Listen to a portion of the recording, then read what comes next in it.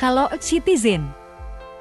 Di video yang lalu, kita telah membahas mengenai pengertian view pada Xsheet, macam-macam view, dan cara mengubah tampilan aplikasi dengan memodifikasi atau mengkustomisasi view. Untuk yang ketinggalan videonya, penting banget untuk nonton dulu. Linknya ada di kanan atas ini ya. Dan pada video kali ini, kita memasuki chapter 4 tentang app operation atau operasi-operasi pada aplikasi Xsheet dengan menggunakan fungsi action. Di sini kita akan membahas mengenai action di Xsheet dan menambahkan action atau behavior pada aplikasi. Tapi sebelum itu, buat yang belum subscribe channel ini, yuk klik dulu tombol subscribe di bawah ini. Oke, sekarang yuk kita masuk ke pembahasan action pada Xsheet. Action di Xsheet itu apa sih? Actions di Xsheet adalah operasi yang dilakukan untuk menyelesaikan berbagai tugas dalam aplikasi seperti mengirim email, menyalin baris, menambah, menghapus, atau mengubah data, atau tugas-tugas lainnya yang diperlukan. Jenis-jenis actions di Xsheet dirangkum menjadi 4 jenis yaitu 1. Navigation. Ini adalah operasi untuk navigasi atau pindah tampilan dari halaman tertentu ke halaman yang lain dalam aplikasi. 2. Data change. Operasi ini bertugas untuk mengubah data dalam aplikasi dapat berupa penambahan, penghapusan, atau pembaruan data. 3. Eksternal. Operasi ini bertugas untuk berinteraksi dengan layanan eksternal seperti memulai panggilan dengan aplikasi telepon di perangkat atau mengirim informasi seperti notifikasi atau pesan SMS pada perangkat atau user tertentu. 4. Grup. Operasi ini bertugas untuk menjalankan beberapa actions dalam urutan tertentu. Aku ulangi lagi, ada 4 jenis actions di Xsheet yaitu navigation, data change, eksternal, dan grup. Untuk lebih jelasnya, yuk langsung kita praktekkan pada aplikasi yang sudah kita buat sebelumnya. Oke, ini dia aplikasi Fashion Store yang sudah kita buat sebelumnya. Langsung saja kita pergi ke Actions. Di sini akan terlihat 3 data yang sudah dimasukkan ke dalam aplikasi ya. Dan masing-masing data di sini sudah memiliki actions. Actions yang sudah ada ini secara otomatis terbentuk oleh Xsheet berdasarkan struktur kolom tabel. Aku akan contohkan sedikit seperti berikut. Kita ambil contoh 3 actions yang ada pada tabel data barang ini. Mari kita lihat struktur data yang ada pada kolom dengan klik titik 3 di sini dan klik tabel settings. Di sini kita mengizinkan data untuk diperbarui, ditambah, dan dihapus. Maka secara otomatis, Xsheet akan membuat action untuk updates atau edit, add, dan delete. Kemudian pada tabel data pelanggan di sini, selain 3 actions yang disebutkan tadi, juga ada action compose email. Mengapa actions itu ada? Mari kita lihat struktur tabel data pelanggan di sini. Actions compose email terbentuk secara otomatis karena pada tabel data pelanggan di sini terdapat kolom dengan tipe email. Lalu, bagaimana caranya untuk menambahkan action selain yang sudah terbentuk secara otomatis tadi? Selain actions yang sudah dibuat otomatis oleh Xsheet, kita juga bisa menambahkan actions pada tabel dengan cara klik tanda plus pada tabel atau pada header actions di sini. Kemudian klik Create a New Action. Berikan action name yang spesifik di sini. Contohnya di sini aku kasih nama pesan sekarang. Kemudian di bagian For a Record for this table, pilih tabel di mana actions akan ditanamkan. Di sini aku akan tanamkan actions pada tabel data barang. Kemudian di bagian Do This, ini adalah tugas yang harus dilakukan seperti yang sudah dijelaskan sebelumnya. Tugas dibagi menjadi 4 jenis, yaitu navigasi atau act, data, eksternal, dan grup. Untuk action ini, Aku akan pilih data dengan tugas menambahkan baris baru ke tabel yang lain dengan menggunakan isi dari baris yang ditunjukkan. Karena tugas yang aku pilih ini menambahkan baris ke tabel yang lain, maka di sini akan muncul bagian tabel to. Di bagian ini, kita harus memilih pada tabel mana baris yang baru akan ditambahkan. Contohnya di sini, aku akan menambahkan baris baru pada tabel data pesanan. Setelah kita memilih tabelnya, berikutnya akan muncul bagian Set Dash Columns. Di bagian ini, kita perlu mengisi kolom mana saja yang akan terisi dan diisi oleh apa. Contohnya, pertama di sini aku akan mengisi kolom tanggal pesanan. Nah, di sebelah kanan ini, kita tentukan untuk kolom tanggal pesanan akan diisi oleh apa. Untuk mengisinya bisa dengan rumus atau dengan data yang bisa dipilih di Data Explorer ini. Di sini untuk kolom tanggal pesanan, aku akan gunakan rumus 2D. Jadi, ketika data ditambahkan, kolom ini akan secara otomatis terisi dengan tanggal berjalan. Lalu klik Save untuk menyimpan. Selanjutnya, aku akan menambahkan kolom nama pelanggan. Aku akan gunakan rumus lookup di sini. Untuk rumus ini, akan aku bahas di video yang lainnya. Untuk itu, yang belum subscribe yuk subscribe dulu. Jangan lupa untuk klik save.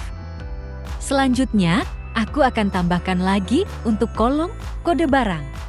Untuk kode barang, pada tabel data pesanan ini, aku mau isi dengan isi pada kolom kode barang pada tabel data barang. Tinggal klik insert di sini, kemudian klik save. Kita tambahkan lagi kolom deskripsi barang dan yang lainnya dengan menggunakan isi pada kolom yang sama pada tabel data barang seperti ini.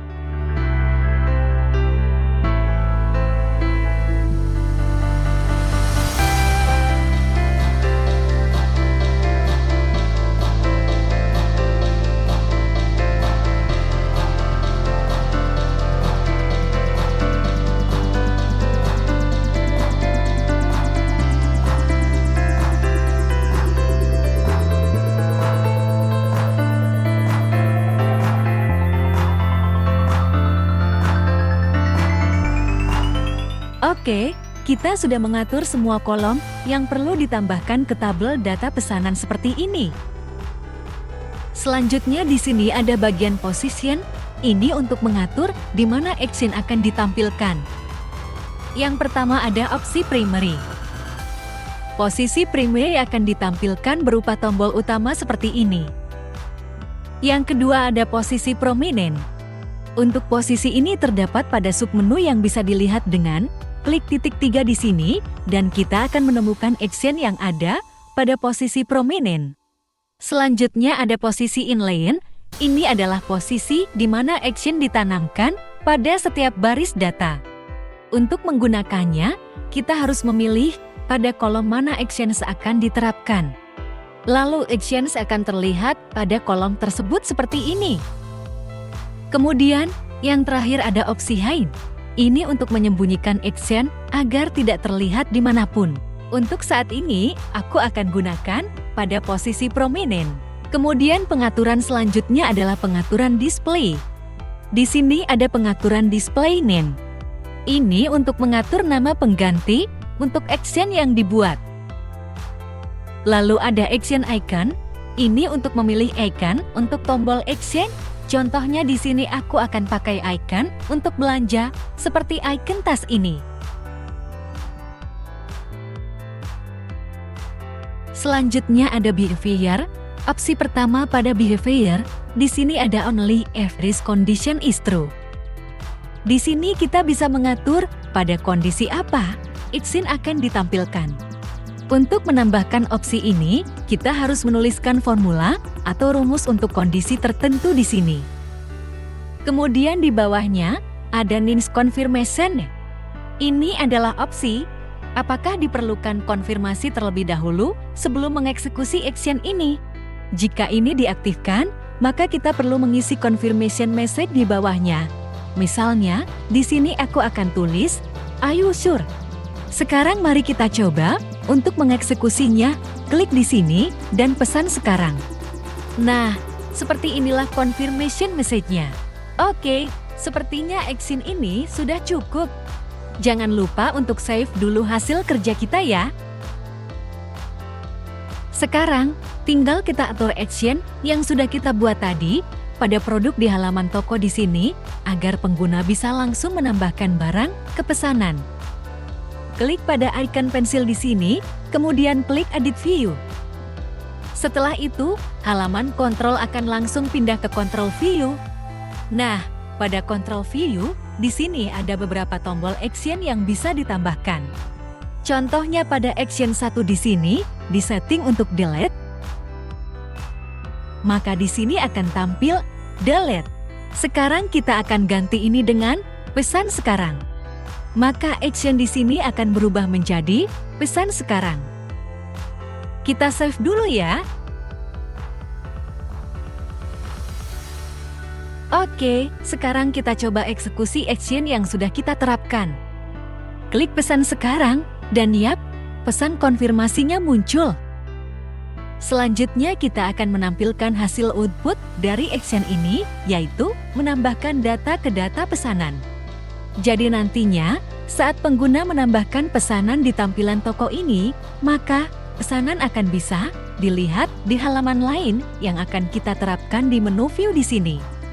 Pertama-tama, kita siapkan dulu view-nya pada menu navigation. Lalu, kita ganti view name-nya menjadi pesanan saya. Dan di sini kita ganti datanya menjadi data pesanan. Untuk view tipenya pakai tipe deck. Kemudian pada opsi di sini, kita biarkan secara default saja. Kita langsung lanjut ke bagian ini. Untuk primary header-nya enaknya pakai apa ya? Aku pakai deskripsi barang aja. Kemudian untuk secondary header-nya, aku pakai harga jual. Dan untuk summary kolomnya pakai tanggal pesanan. Jadi, nanti bisa kita lihat barang apa yang dipesan, harganya berapa, dan kapan tanggal pesanannya. Untuk bagian show action bar-nya, aku nonaktifkan. Kemudian kita save dulu. Oke, sekarang kita coba untuk flow proses yang kita buat tadi. Klik toko dan pilih barang yang akan dipesan. Kemudian, klik pesan sekarang. Muncul konfirmasi, klik lagi pesan sekarang. Nah, pesanan sudah berhasil dibuat. Untuk melihat data pesanannya, kita kembali dan klik menu di sini dan klik pesanan saya. Di sini bisa kita lihat pesanan yang baru saja dibuat dengan deskripsi barang, harga, dan tanggal pesanan. Kita coba lagi kembali ke toko dan lakukan pesanan untuk barang yang lain, blazer akad misalnya. Klik pesan sekarang dan klik lagi. Kemudian kembali,